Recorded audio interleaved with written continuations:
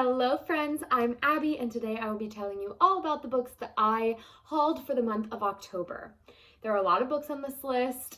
I ended up winning 4 books in a giveaway this month and I'm just absolutely blown away by that. And I had 2 Book of the Month books because I got an add-on this month, and I got 2 Amazon First Reads books just because it was October and that's when Prime Month is. So it was a month full of hauling books.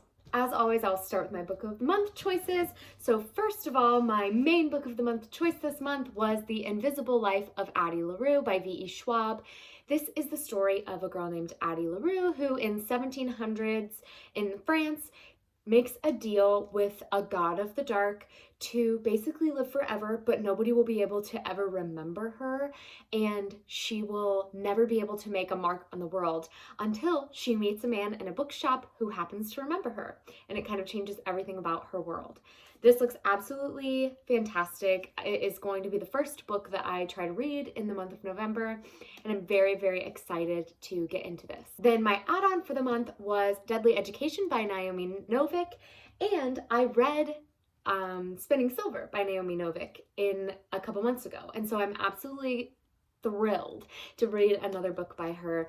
This book is a magical school book, and it is the first in a series. It's the first in the Scholomance series, and I think that it is the story of a group of kids who join this magical school, or teens, late teens who join a magical school, and the premise of the school is that if you do not pass your classes, you die. So pretty high stakes going on there. I'm very excited to get into this. I've heard some pretty fabulous things about it, and I don't like to read the synopsis, so I'm not going to give you a whole lot more of details into this. It's not too long though. It's only about 300 pages. So for the first book in a fantasy series, I'm very excited. I think it's marked as adult, but I think it's kind of like a new adult, kind of young adult into adult age range. But I'll definitely let you know once I read it. Next, I'll talk about the Amazon First Reads books that I got this month. And the first one is The Haunting of Brynn Wilder. And this is the story of a girl named Brynn, or a woman named Brynn, who is running away from something and decides to go to this lake and kind of just spend her summer in this really small town. But the boarding house that she's staying in has clearly got some like ghosty stuff going on, and things aren't always what they seem. There is a very creepy room called room number 5, and there is the added element of a woman died in room 5 the summer before, and people believe that she is haunting the boarding house. So it is very interesting. I did read it this month, and so I'll give you more thoughts about it in my wrap-up. The other Amazon First Reads book that I chose this month was called The Girls of Brackenhill, and this is a book that I don't know very much about at all. I didn't get to it this month, but it is a horror novel, or kind of like a suspense mystery novel, I guess. And it's set in like a mansion, so it sounds like it has very atmospheric horror and haunted house horror. And it's about these girls who return to this mansion, or like big manor that they used to spend their summers at, or their winters at, I don't even remember. And they would return there. Creepy stuff is happening while they're there this time. It looks like it's gonna be full of like haunted house goodness. I didn't get to it. I ran out of time, but I'm for sure gonna try to read it. Maybe sometime this year. I like to do seasonal reads and read things that are spooky in the fall and like kind of more uplifting in the spring, but I might fit it in. I mean, it's pink, so maybe that'll fit into like a February theme. I don't know. Next, I'll talk about the giveaway books that I won this month. So the first one was a Goodreads giveaway, and I won the ebook, The Moonlight Child, which I did end up reading this month. It is a story about an elderly woman who has next door neighbors that are very kind of distant. She doesn't know them very well. And one night in the middle of the night, she goes outside to view a blood moon, and she sees a little girl, probably about 5 or 6 years old, washing dishes in the middle of the night in her neighbor's house. And the mom freaks out, grabs her arm, and like pulls her away. And this woman is confident that her next door neighbors do not have any young kids, or especially not a daughter. And there are really interesting characters that are brought in to discuss like the foster care system and children's services and kind of those systems. It's really cool. It has like a very interesting thriller element going through it. So if you're looking for a thriller, you might be interested in it. Again, I'll give you my full thoughts in my wrap up. And then I hauled 3 books in one giveaway. I won a giveaway from the author Andrea Dunlop, and her giveaway was for all 3 of her books that she has published so far, and I won. So she sent me 3 books. I'm so excited that I won all these books.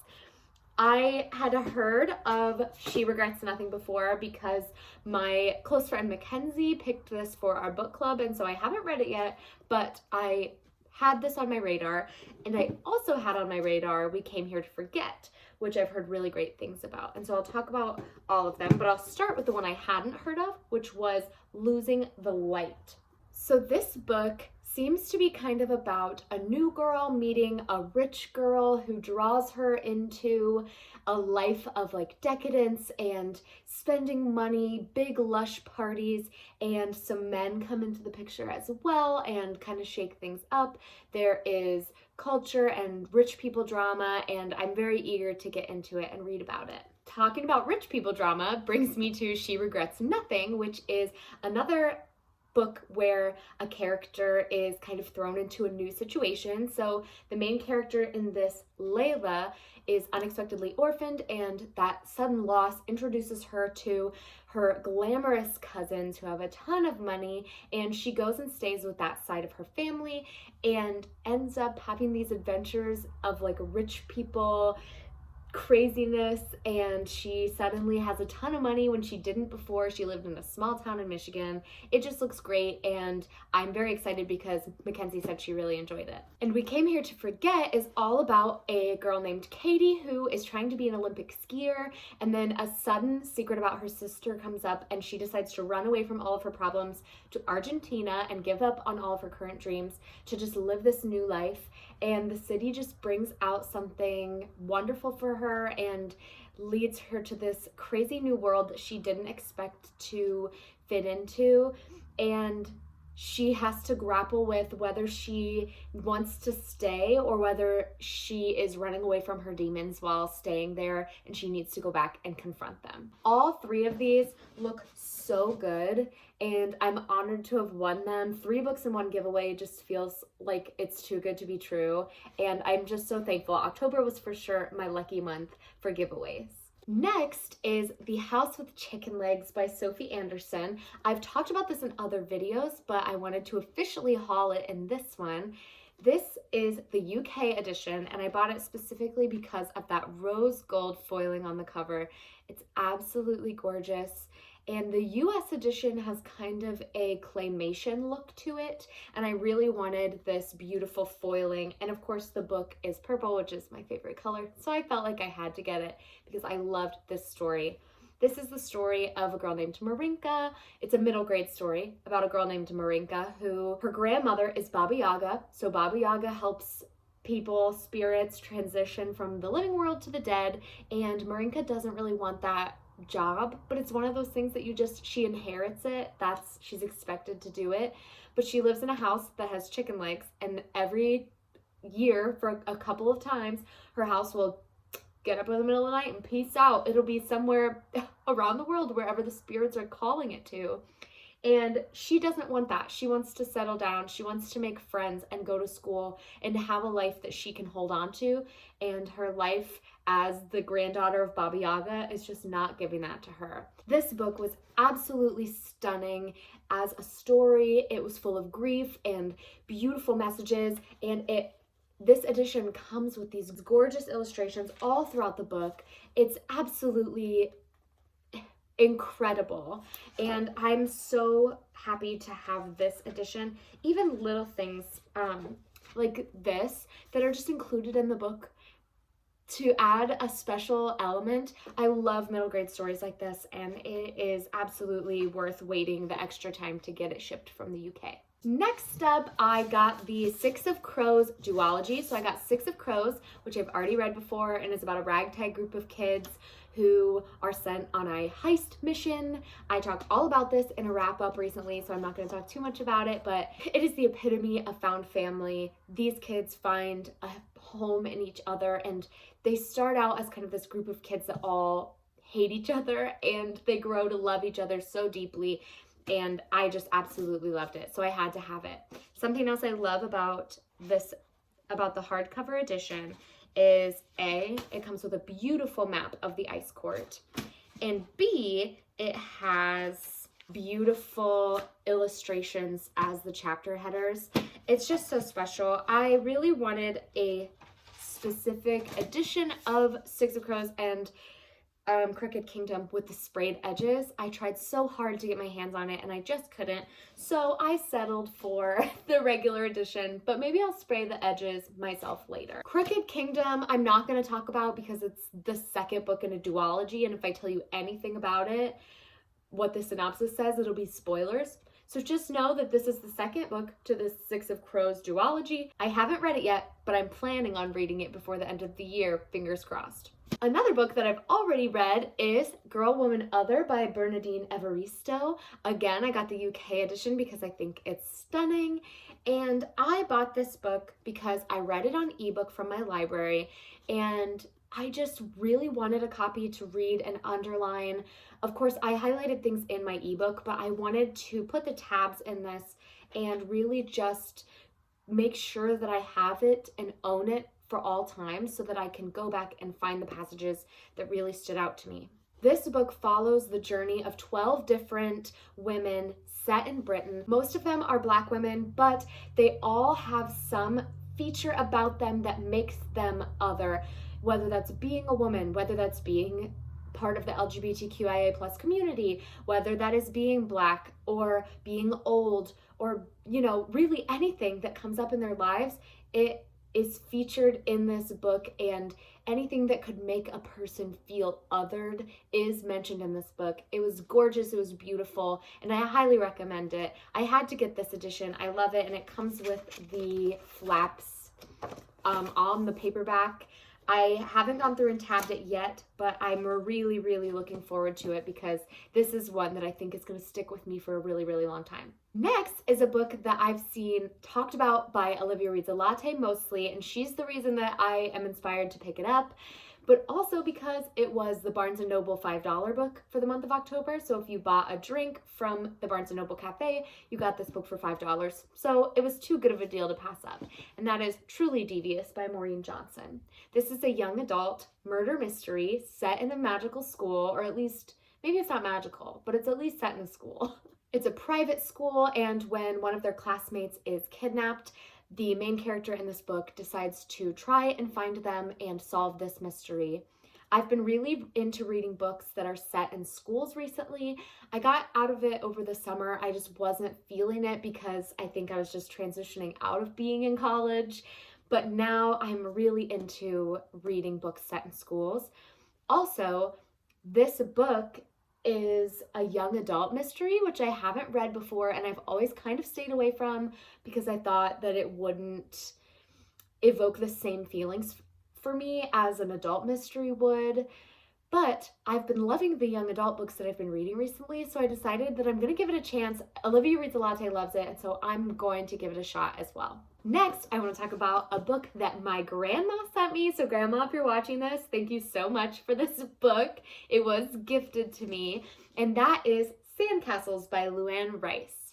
This is a book that focuses on two different women and their stories. It's a book about friendship and love and family and loss. And essentially, it focuses on one woman who is an artist and teaches art at the school in this little seaside town, and another woman who is a loving housewife until her husband kind of changes everything about their world, and she has to make this huge adjustment. So I'm very eager to get into this. My grandma read it. She said that I would really enjoy it. She and I have kind of similar reading tastes, and the books that I've really liked and she's picked up, she's enjoyed. And so I'm definitely going to pick this up soon so that I can do the same for her and find out if this book is one that I enjoy as much as she did. The last 3 books I have to talk about are all books that are very spooky, perfect for Halloween, and I read them in the month of October. The first one is maybe my favorite book that I read of the month, The Year of the Witching by Alexis Henderson. This is a story about this girl, Emmanuelle, who's living in a puritanical society, very much like The Handmaid's Tale, if you've read that. It has a very religious undertone. There's a prophet who marries lots of different women and kind of is the head person. There is racial discrimination going on between the outskirts, which has more of a Black representation, and the main center of town, and the prophet and his wives, which are predominantly white. Emmanuelle's mother was married to the prophet and essentially had a child out of wedlock with a Black man from the outskirts, and she was regarded as a witch and discarded into the woods. Now Emmanuelle is growing up inside of the inner city and is growing up in a white family and is kind of experiencing that prejudice and that trickle-down effect of what her mother did and decided to do when she was pregnant with Emmanuelle. It was absolutely perfect for Halloween season, perfect for fall. I absolutely love it. I highly recommend you pick it up. And if you don't pick it up soon, pick it up next year for Halloween because in my opinion, it was fantastic. Next is Cemetery Boys by Addon Thomas. This is the Barnes & Noble exclusive edition, which I'm so excited to have because the naked cover for this is stunning. Look at that gold foiling. It has so many details on the naked cover, and this is absolutely the cover that I'm going to display as soon as I'm done talking about it this month. Because in his traditional Latinx family, he is not viewed as a real brujo or a boy who can kind of summon spirits and help them cross over. And he is on his own trying to prove that that is what he can do. So he accidentally summons a spirit, and with the help of his cousin, they have to kind of solve the mystery of his cousin's disappearance and this sudden ghost that he summoned who is not the person he meant to summon. It's just a perfect blend of fall and Dia de los Muertos and all kinds of Halloweeny goodness. There's ghosts, there's demons, there's, you know, all kinds of stuff that I really wanted, not to mention the fantastic discussions on transgender, sexuality, living as a person of color in, you know, different neighborhoods and the kind of discrimination and danger that you can be put in but because of the color of your skin. It just is so good, and it brought tears to my eyes, made me cry. I loved it. I'll talk more about it in my wrap up, but I love this book and I'm so happy I own it. The last book I want to talk about this month is Ninth House by Leigh Bardugo. I hauled this again from the UK because this is the special edition paperback from Waterstones. It has this ombre to blue. The snake on the front is blue and black and shiny and absolutely gorgeous. And we love sprayed edges in this house. Those black sprayed edges got me. As soon as I saw them, I said, yep, I'm shipping that to me from the UK. Absolutely. I will not hesitate. This book is all about a girl named Galaxy Stern, or Alex Stern, who goes to school at Yale. She doesn't feel like she should be going there, but she was invited to come and be part of the secret society. It's all dark academia about secret societies. On campus, there's a murder mystery they're trying to solve. It's just, again, the perfect autumnal read. Dark academia is always great for fall, and I think that this was the perfect read for this time of year.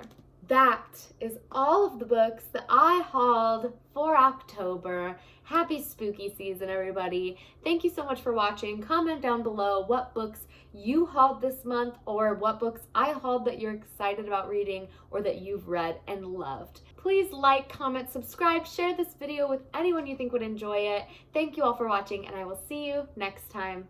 Bye, friends.